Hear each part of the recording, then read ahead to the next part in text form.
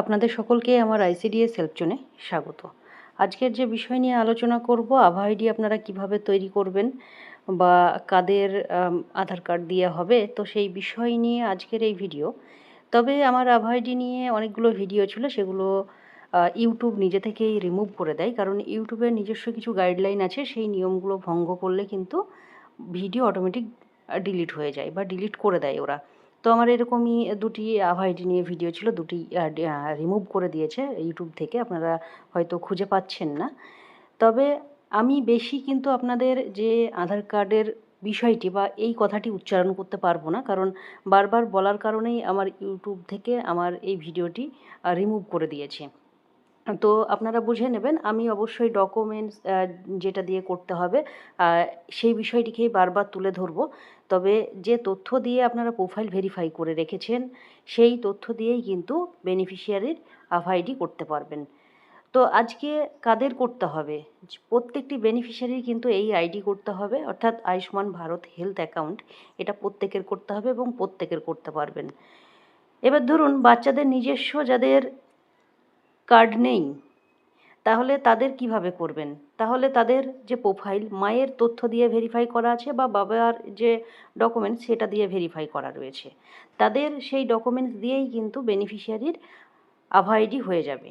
এবং আভা আইডি যেহেতু হেলথ রিলেটেড, সেহেতু প্রত্যেকের করতে হবে এবং আপনারা প্রত্যেকের করতে পারবেন। অনেকের কোশ্চিন রয়েছে, যেসব বাচ্চাদের মায়ের যে ডকুমেন্টস রয়েছে বা বাবার ডকুমেন্টস রয়েছে সেটা দিয়ে ভেরিফাই করা রয়েছে, পরবর্তী সময় যদি তাদের আধার কার্ড হয়ে যায় বা তাদের কার্ড যদি হয়ে যায়, তাহলে সেই ক্ষেত্রে আমরা কি করব?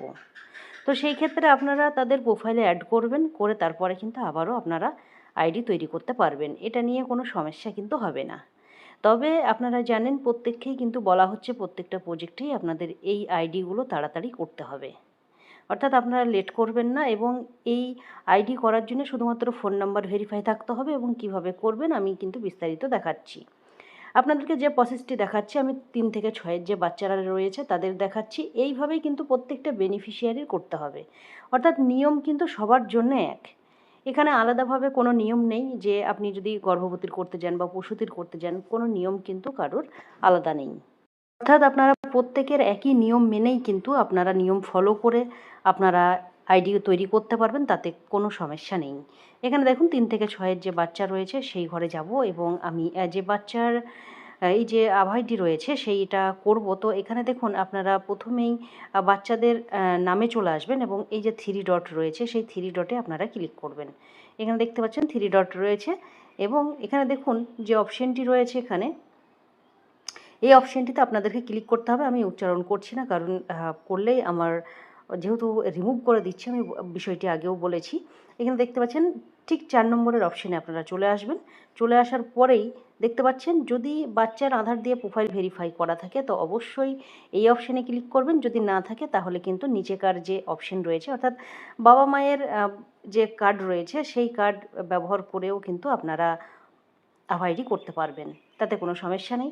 এবং পরবর্তী সময় যদি বাচ্চার কার্ড হয়ে যায়, সেই কার্ড ইউজ করেও আপনারা কিন্তু পরে করতে পারবেন। সেখানে এই যে আপডেট রয়েছে, আপডেটে ক্লিক করে বা প্রোফাইলে গিয়েও কিন্তু অ্যাড আধার করা যায়, সেটা নিয়ে কোনো সমস্যা কিন্তু হবে না। তার ভিডিও আমার চ্যানেলে রয়েছে বা আমি পরবর্তী সময়ে আপনাদেরকে দিয়ে দেবো। এখানে দেখতে পাচ্ছেন এই যে 2 নম্বর অপশন, যেহেতু আমি এর বাবা মায়ের যে তথ্য দিয়ে প্রোফাইল ভেরিফাই করা রয়েছে সেটা দিয়েই যে যদি আমি আভা আইডি করবো, তার জন্য কিন্তু 2 নম্বর অপশানে ক্লিক করছি। এখানে ফার্স্টে ক্লিক করব, ক্লিক করার পরে প্রথমের যে অপশান রয়েছে সেই অপশানে আপনাদেরকে যেতে হবে। প্রত্যেকের ক্ষেত্রেই কিন্তু একই জিনিস রয়েছে। এখানে দেখুন আমি ক্লিক করলাম, আবারও প্রথমকার অপশানে ক্লিক করব। এখানে দেখতে পাচ্ছেন আপনাকে কিন্তু কনফার্মেশন দিতে হবে, অর্থাৎ এই ঘরে এই বক্সে আপনাকে টিক করতে হবে।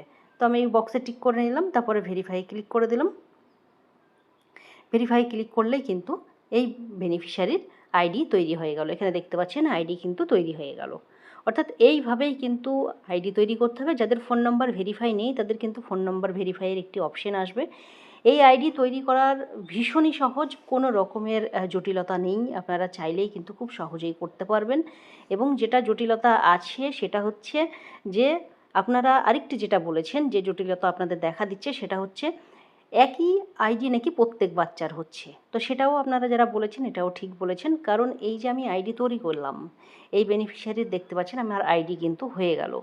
এরপরে যদি আমি আবার কারুর করতে যাই বা অন্য কারুর বেনিফিশিয়ারি করতে যাই, সেম আইডি কিন্তু শো করবে। তাহলে আপনারা যখনই একজনের আভা আইডি তৈরি হয়ে যাবে তখন আপনারা মিনিমাইজ করে এই পোষণ টাকার অ্যাপসটাকে পুরো ক্লিয়ার করে দেবেন। এইভাবে ক্লিয়ার করে দেবেন। তারপরে আবার নতুনভাবে পোষণে ঢুকবেন। ঢোকার পরে আবার আপনারা বেনিফিশিয়ারি লিস্টে যাবেন, এইভাবে করবেন। এই আইডি তৈরি করতে কোনো সময় লাগবে না, বেশিক্ষণ লাগবে না, আপনারা বসে বসেই করতে পারবেন যদি ফোন নাম্বার ভেরিফাই থাকে।